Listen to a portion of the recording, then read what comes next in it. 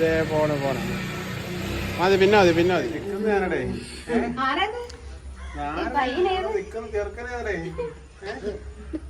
പയ്യൻസ് അതെ വന്ന് സന്തോഷം തീർക്കാൻ വേണ്ടി ഞാൻ നാളെ എറണാകുളം പോകുന്ന ഒരു കാര്യത്തില് എനർജി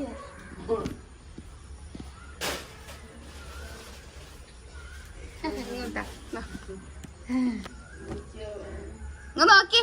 ചേക്ക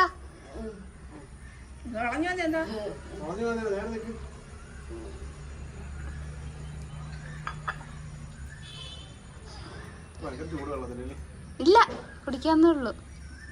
വലിയ ചൂടില്ല